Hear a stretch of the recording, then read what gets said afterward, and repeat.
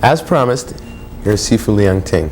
Now, we have formulated a few questions, and we have an extensive demonstration of Wing Chun set up for you, which we're going to go to in a little bit.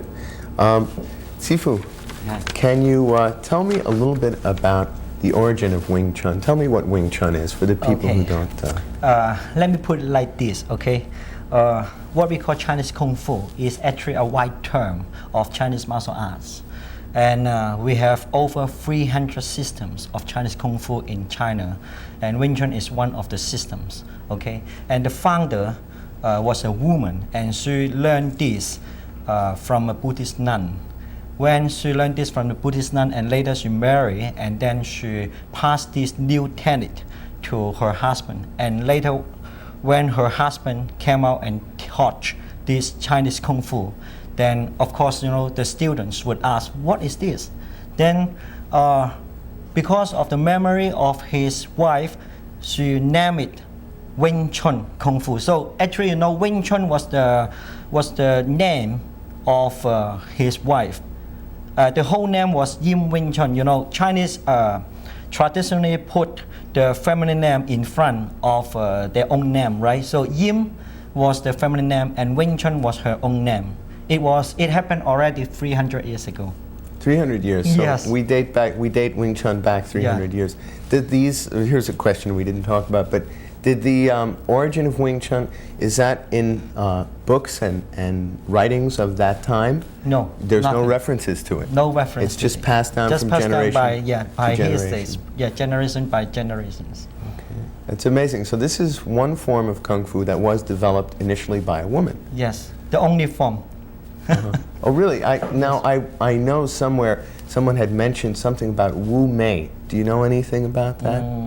No, I don't heard about anything about Wu Mei. I didn't know. I thought there was another woman who had somewhere in history taught Chinese Kung Fu. There was a system called Pak Mei, but Pak Mei means white eyebrow. Yeah. Oh, yeah. See, when we had talked about that a little bit. Tell me some of the countries that you have your schools in. Well, I have branches over 25 countries now. I have, of course, I have branches in America, right, in England, in Yugoslavia, in Poland, and also I even have a small branch in Russia. Yes, Egypt, of course, and West Germany, Denmark, and so on and so on. So really, this is being taught all over the world? Nearly. Well, of course, hopefully. Yes. The way Kung Fu is taught, being handed down from generation to generation, right. People may not realize that you have hundreds of thousands of students that may not directly be student of you, but through your training of other teachers, those people are students of yours. Right. So you train the teachers, then the teachers in turn train students. Right. And that's how the Kung Fu is spread. Yes. Throughout the world, and to as many as you say, hundreds of thousands of people.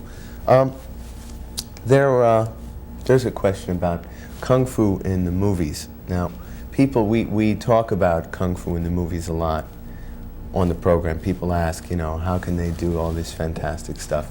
And you told me that the way it's done, it's set up for the camera, and we're going to see a little bit. Okay. We're going to see a little bit of that a little later. But we also have a list of things that we're going to do here now. So I thought we'd have Mr. Leo Moore and Mark Jackson come out and show us the first of the self-defense techniques. Okay, this is called Siu Nim Tao. It's a form. Okay, it's a form. I'm sorry. Yeah, it's Excuse me, form. Christopher Ward. You have enough room there, Chris? Okay. This is the basic form of Wing Chun Kung Fu.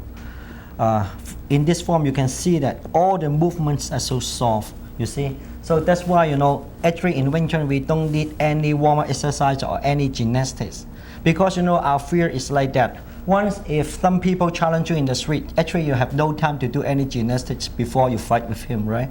So actually this form is already a warm-up exercise. And also, now you think that all the movements are so soft, right? But actually all the movements are practical for fighting. Later you can see from the self-defense technique and the chisel technique.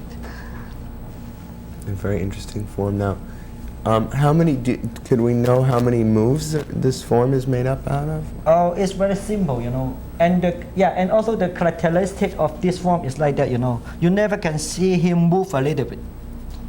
This does not happen in the other Kung Fu systems.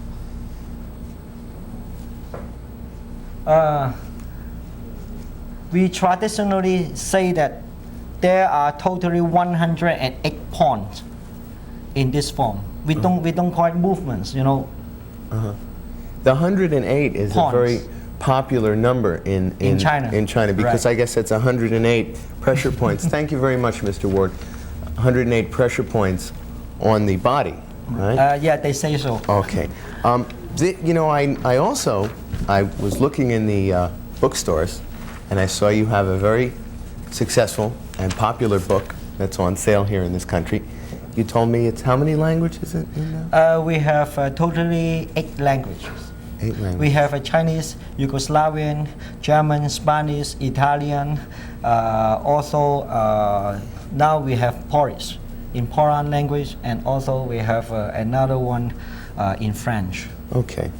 All right, we'll be back with more of Sifu Leung Ting and the martial art forms in a moment. Stay tuned.